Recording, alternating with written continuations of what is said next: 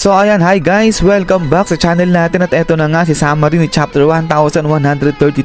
Pero bago tayo magsimula, ay huwag nyo nga po sanang kalimutang i-follow itong si Facebook page natin, pati na rin si second channel natin. So para to sa mga may trip sa inyo na yung manga series, itong si Hunter. So yung mga links niyan, nandiyan lang kay description sa kay comment section. So pa-check na lang at pa-follow na lang guys itong mga accounts natin. So yun lang naman at simulan na nga natin itong si One Piece dahil dito yan magsisimula sa kung saan natapos nung sa nakalipas sa chapter.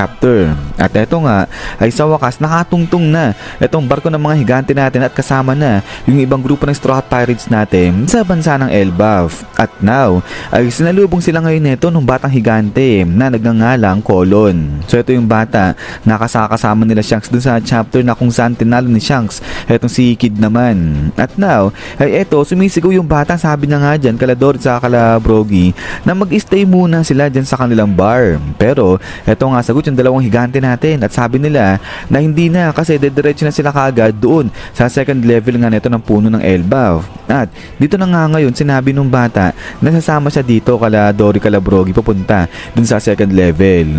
At then ay dito na nga nagkaroon ng konting flashback patungkol nga dito sa sinabi ni Shanks na ang sinabi niya nga na wag nilang kakalimutan itong pangalan na to. At binanggit niya nga rito itong pangalan ni Luffy, Straw Hat Luffy, sabi niyang ganyan. At then ay pagkatapos dito sa munting flashback ni Shanks ay nagpatuloy na etong sila Dory at saka ibang grupo ng Straw Hat Pirates natin papunta dun sa may second level. At dito na nga natin makikita ngayon itong napakalaking rainbow na to na kumokonekta mula dun sa karagatan hanggang sa papunta dun sa may second level na. At etong rainbow road na to ay ginawa pala yan ng mga higante. So ang ginawa ng mga higante rito, pinunturahan nila etong rainbow na to gamit yung tinatawag na painter, isang sandstone. At eto ngayon nga yung daanan na ginagamit nila kapag galing sila dyan sa may pinakababa sa may karagatan para makapunta direkta doon na sa second level kung nasaan nga yung kanilang village. So kaya naman dahil dyan ay natuwa at namangha etong grupo ng Straw Hat Pirates natin dahil sa mga nakikita nila dito sa bansa ng Elbaf. Pero eto nga ay habang tuloy na sa pag-akit dyan etong grupo nila Dory papunta dun sa kanilang village ay biglang talo naman dito yan sa may castle bridge na to kung saan naghiwa-hiwalay nga etong sila Luffy at saka sila Zoro. Dahil dito ay may kita na etong sila Goldberg at saka etong si Gerd tumatakbo sa bridge na yan. Pero habang natakbo etong dalawa ay bigla na lang nakita dito etong si Luffy na tumalon galing dyan sa may underworld pabalik nga dyan sa may bridge na yan. So dito may kita na natuwa etong sila Goldberg, sila Gerd at etong si Gerd natutuwa dito kay Luffy kasi may hilig pala sa mga tao etong si Gerd kasi natutuwa siya kasi may liit yung mga tao. So kaya yun cute lang yung tingin niya dito kay Luffy. Pero ayan ay talon ngayon si Luffy dyan sa may kamay ni Gerd. At dito ngayon sa pagkakakita ng tatlo na to ay biglang tanong na etong si Goldberg, sabi niya nga dyan ano yung ginagawa ni Luffy doon sa may underworld, ba't siya galing doon? At so dito sasagot na si Luffy pero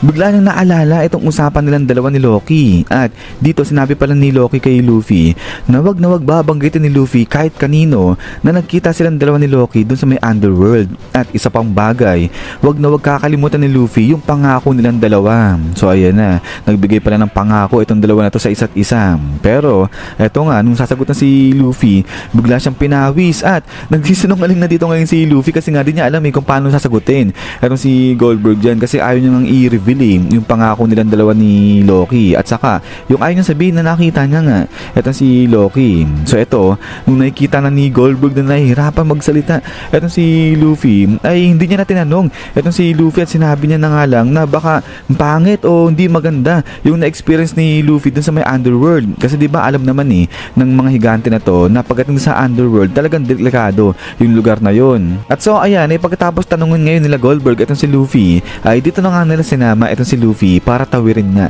ay ang bridge na yan. But then ay after nito ay talo naman dito yan sa side na nila Sanji nila Nami dahil sa wakas ay natawid na nila etong bridge na to at ngayon nasa isang forest na sila. Pero sa kabilang banda ay etong si Rod ay malapit na rin abutan etong sila Sanji dyan sa may forest. Pero nung aabutan na ni Rod etong sila Sanji dyan sa may forest, suddenly biglang may bumagsak na puno dito sa may ulan na ni Rod. So kaya nga bagsak ngayon dyan etong si Rod. At ngayon napag-alaman na trap lang pala yan eto nila Zoro nila Sanji para maatake nila indirectly etong si Rod kasi nga ang kulit At so ayan ay dahil dyan ay dito na nga sila inabutan ngayon ito nila Goldberg kasama nga si Luffy. Pero etong si Goldberg saka etong si Gerd, gidulpin nila, binanatan nila etong si Road dyan. But then ay after nga nito ay dito na nag-reunite etong si Luffy at saka nga etong sila Sanji, sila Zoro, sila Nami, sila Usopp. At lahat sila ngayon nandito na sa may second level ng puno ng Elbaf. So dito ay tuwang-tuwa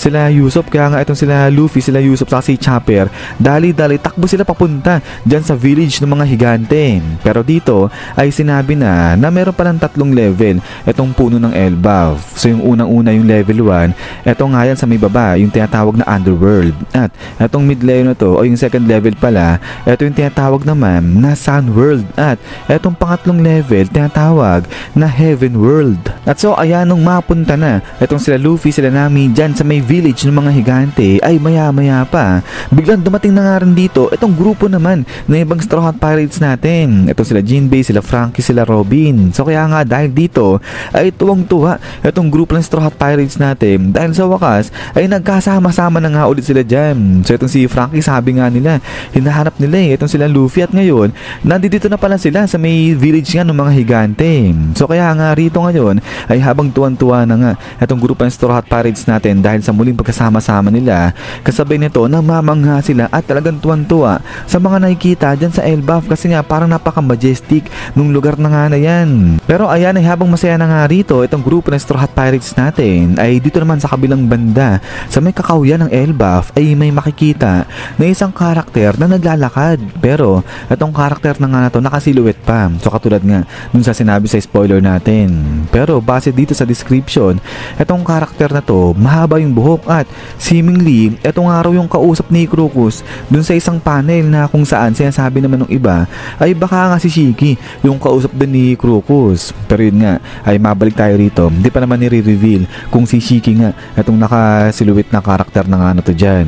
Pero dito sa chapter na nga na to ay makikita nga itong note na to na nakalagay na do not prolong your stay in this land for too long. So ito nga rin yung sinabi dun sa may spoiler natin, at ang may sumulat niya sa mga salita na yan ay yung explorer na si Lu Arnat. So dito hindi pa natin alam kung ano yung ibig sabihin ng mga salita na yan. Pero pagkatapos nga nito is yan guys, so hanggang dito lang itong summary ni chapter 1132 natin. At ayan ay pag lumabas na itong si full chapter nito ni chapter 1132 ay pe-present ko na lang kagad sa inyo yan guys. So hintay-hintay lang guys. Pero yun nga ang tanong rito, ano kaya yung pangako ni Luffy at saka ni Loki sa isa't isa? So papakawalan na nga ba ni Luffy etong si Loki? Pero yan ay bago nga tayo matapos ay huwag nyo nga po sana kalimutan guys na i-follow ito sa Facebook page natin, pati na rin sa second channel natin. So para to dun sa mga may trip sa inyo na yung manga series at ang si Hunter natin. So yung mga links niya nandiyan lang kay description sa kay comment section. So yun na naman guys, at ulit ay maraming salamat sa panonood dito kay One Piece natin. So lagi mag-ingat, God bless nyo lahat at